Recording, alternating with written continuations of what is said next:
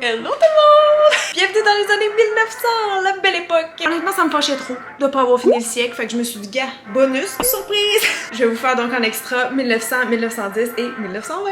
Donc comme vous venez de voir, je me suis levée très tôt ce matin, hein. Les femmes de l'époque en général se levaient pas mal au lever du soleil ou même avant pour avoir le temps de faire toute leur préparation parce que les cheveux dans le temps, l'habillement, tout ça, c'était compliqué. Là, pour les besoins de la vidéo, je vais comme inverser certaines étapes. Je vais commencer par le déjeuner parce que j'ai tout le temps faim en me levant. Ben hâte de voir par contre qu'est-ce que la servante va m'avoir servi ce matin. Ah, miam miam miam! Je dois vous dire qu'à date, je suis vraiment contente de cette décennie parce que les peanut butter jelly sandwich, mes déjeuners préférés. La première fois qu'on a vu ça, c'était en 1901 justement dans le Boston Cooking School Magazine. Donc ouais, c'était vraiment un truc officiel.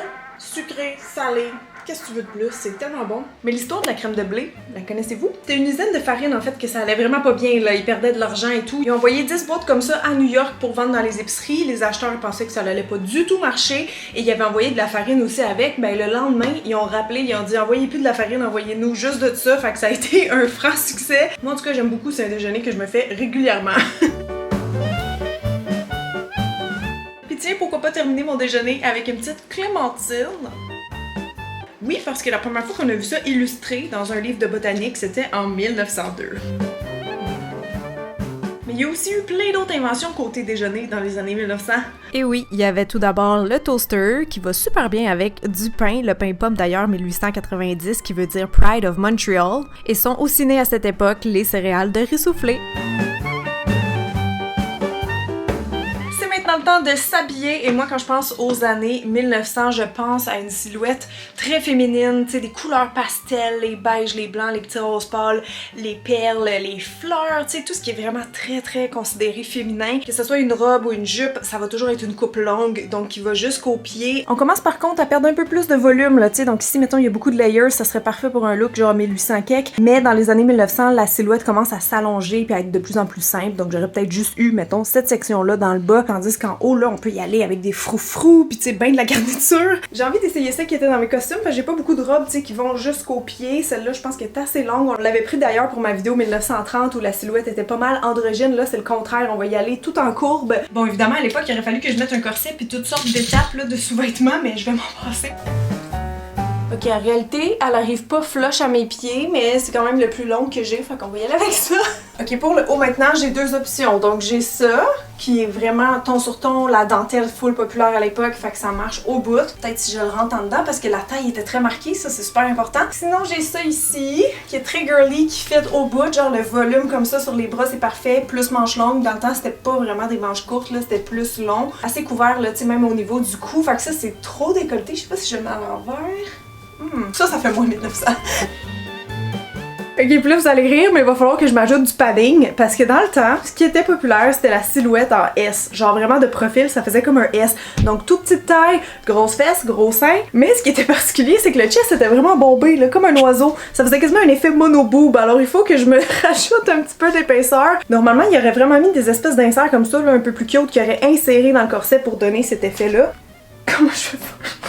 On l'a un peu plus là. C'est parce que dans le temps, le corset qu'il mettait faisait vraiment en sorte que ça penchait le corps par en avant. Fait que voyez-vous l'espèce de S que je parlais? Et bien sûr, les accessoires avaient la cote. Comme je dis, les femmes étaient assez décorées, surtout du haut du corps. Donc si jamais vous faites un look des années 1900, ça va être bien important de pas oublier les bijoux, les rubans, les petits gants, les chapeaux qui sont ultra importants et qui étaient très décorés, et aussi pourquoi pas une petite ombrelle à la fois décorative mais qui était aussi protectrice car les teints clairs avaient la cote.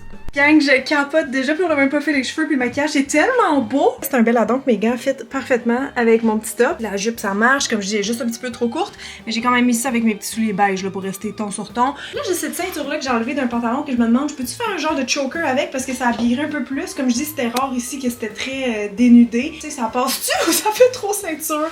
Ok, donc on va maintenant passer au maquillage. Vous allez voir, c'est très simple, très naturel parce que c'était pas bien vu à l'époque le maquillage. Fallait pas que ça paraisse si on emporte. En fait, c'était c'était carrément associé à une morale inférieure de porter du make-up, donc c'était uniquement les prostituées et les femmes de théâtre, genre de spectacle qui en portaient, mais sinon fallait pas que ça se voit. Par contre, vous le savez, moins il y a de maquillage, plus il y a de skincare. Donc oui, les femmes édouardiennes de l'époque utilisaient quand même pas mal de crèmes et tout ça. On a même vu dans des livres de beauté de l'époque qui se faisaient des petits massages anti-rides le matin et tout. Et un standard de beauté qui dominait l'époque à ce moment-là, c'était les teints clairs, hein, donc le plus pâle possible. Donc c'est pour ça que je vais commencer par me faire un petit masque d'argile comme ça de Charlotte Tilbury, juste pour venir vraiment purifier ma peau et sans réellement l'éclaircir. On devrait avoir un petit effet de lumière intéressant. On parlait d'éclaircir son visage, savez-vous qu'est-ce qu'ils faisaient les femmes dans le temps? Jus de citron sur la peau. Mais nous on fera pas ça, hein, parce qu'on est pas cons. Il y a des choses pas mal plus doux qu'ils auraient pu utiliser à l'époque, genre ça. Eudermine de Shiseido, qui est une des plus vieilles compagnies de maquillage. Belle petite lotion tonique hydratante, ça, j'adore. Laissez faire le jus de citron, gardez ça pour vos vinaigrettes, ok?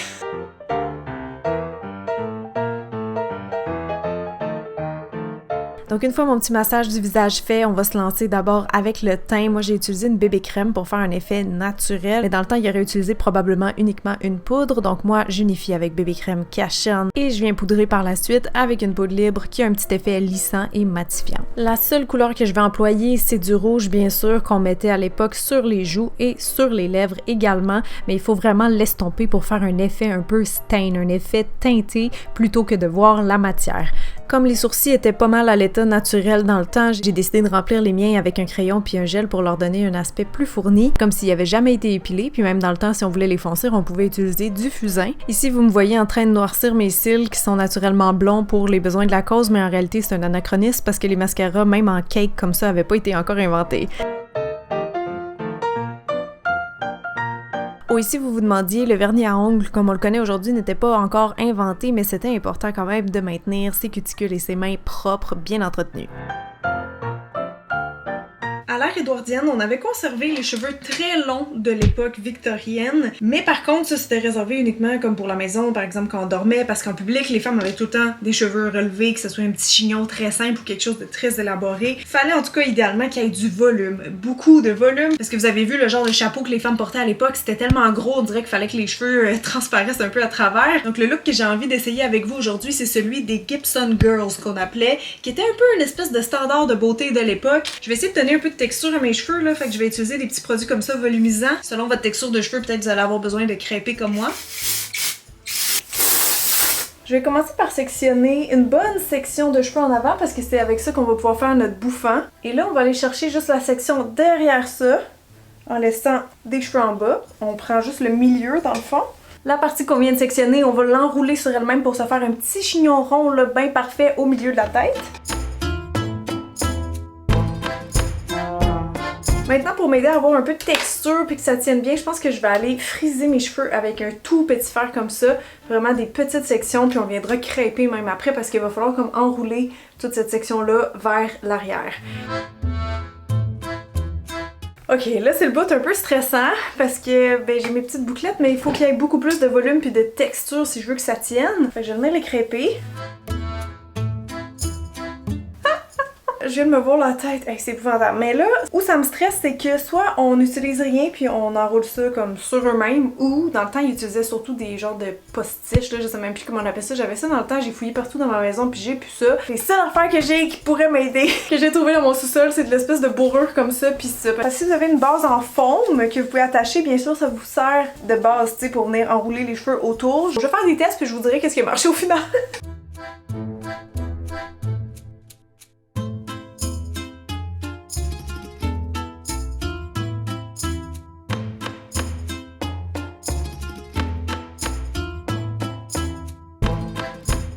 De face, j'ai l'impression que je l'ai eu, mais là, j'ai même pas vu qu'est-ce que je faisais de dos parce que c'était impossible, il me manque une main. Je vous avoue que je suis un peu stressée parce que si c'est laid, je sais pas comment rattraper ça. Oh. Bon, ici, on voit full ma petite mousse qui aurait dû être brune. Comme je dis, la prochaine fois, je vais être équipée pour m'acheter des affaires. Le reste, ça le fait quand même, là. C'est la coiffure la plus tough qu'on a fait de la série, je pense. Je vais essayer d'arranger ça. Ok, j'ai recommencé l'arrière puis je pense que c'est mieux. C'est peut-être pas parfaitement le style Gibson Girl, mais je trouve que, tu sais, tous ces volumes-là, le petit chignon ici, ça rappelle quand même bien l'époque. Puis oubliez pas surtout, c'est ça, de faire sortir des petites mèches. Mais je suis vraiment contente de dos. J'ai comme deux petites rosettes qui étaient pas voulues, mais qui sont appréciées.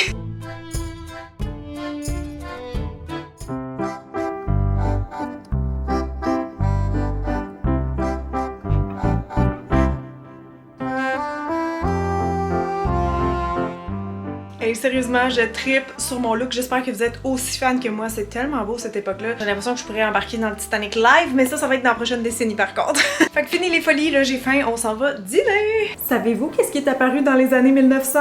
Les hot dogs, la moutarde French, puis le ginger ale. Je bois jamais ça, mais c'est pas mauvais, hein?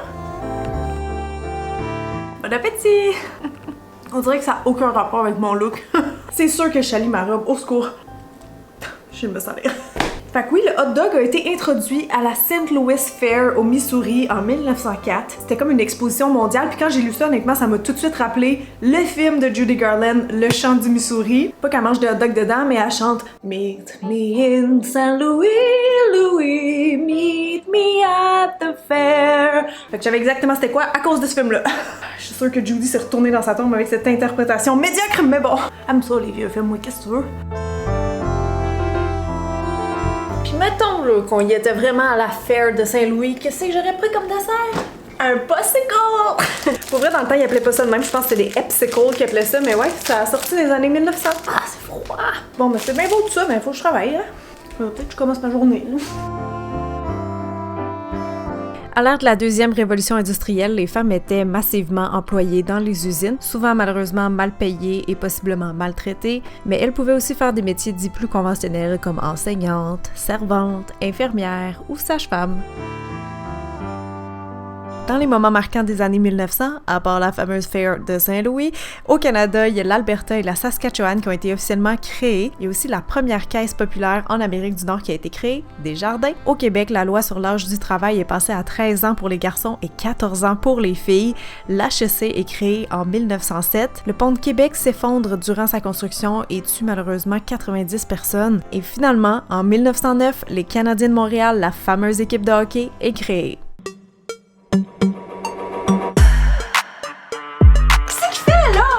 Va-tu falloir que j'aille la mettre dans le filet moi-même? Jouhou! Moi, c'est Annette, j'ai 33 ans, 9 enfants, puis je suis la conjointe de Jean-Louis. Jean-Louis puis moi, on s'est connus il y a 4 ans. Ça fait beaucoup d'enfants par année si vous faites une moyenne, mais on s'aime fort, puis c'est ça le plus important. Je pense que le secret pour avoir un couple de longue date comme nous, c'est vraiment la communication. En amour, il va toujours avoir des hauts puis des bas, mais même quand on est déçu, c'est important de le communiquer à son partenaire, je pense. Eh bâtins! Voilà faire votre job, moi! Quel type de groupie je suis? Je savais que j'aurais dû prendre pour les Bruins, je savais! Ben, c'est sûr que quand ton mari joue pour les Canadiens, c'est pas pareil, mais en général, je pense que les gens ils trouvent que je suis assez réservée comme personne. Jean-Louis, fais-moi compte! Je suis pas capricieuse, je suis pas difficile à plaire, j'ai pas tendance à être soupe au lait non plus.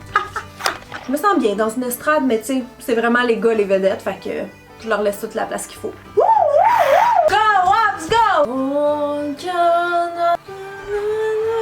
Un préjugé que les gens ont souvent par rapport aux femmes de mari de hockey, c'est que notre vie est facile. Je comprends pas d'où ça vient. Genre l'année passée, j'ai choisi toutes les rideaux de la maison toute seule.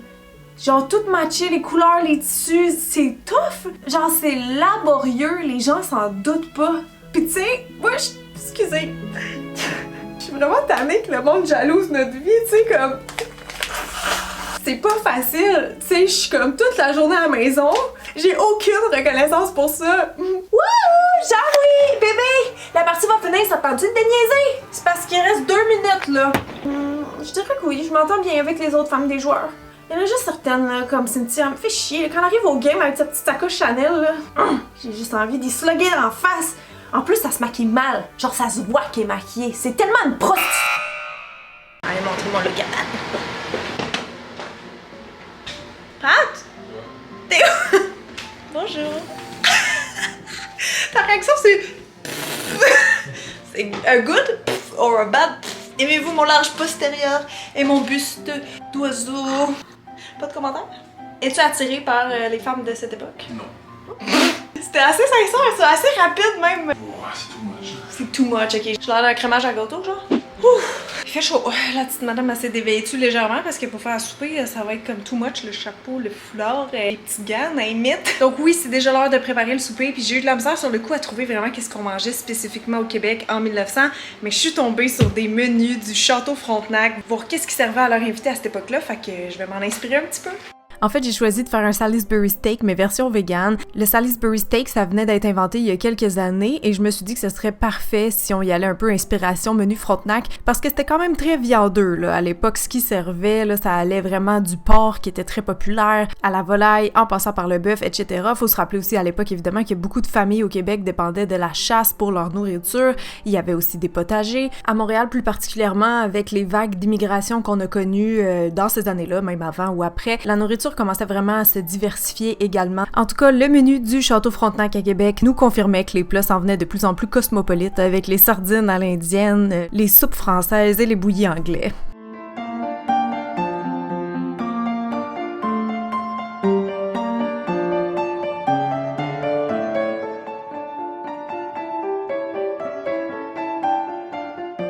J'ai aussi pris la peine de faire des patates pilées parce que vous aurez peut-être remarqué, ça revenait à 2 reprises sur le menu et effectivement, ça semblait être très populaire à l'époque.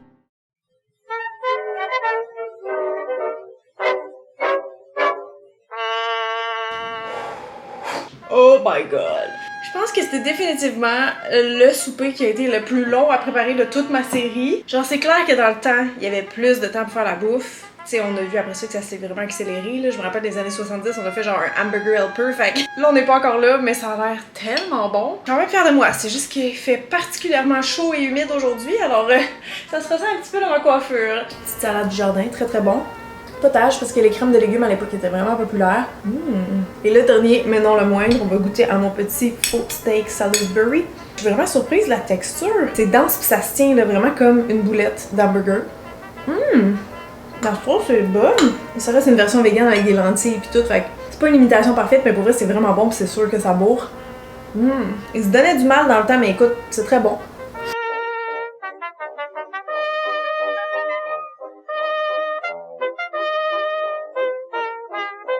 Parmi les activités que j'aurais pu faire à l'époque, bien sûr, on a s'occuper du potager, s'occuper des enfants. Mais ça donnait aussi dans nos temps personnels à des petits plaisirs comme faire de la broderie ou de la lecture, par exemple.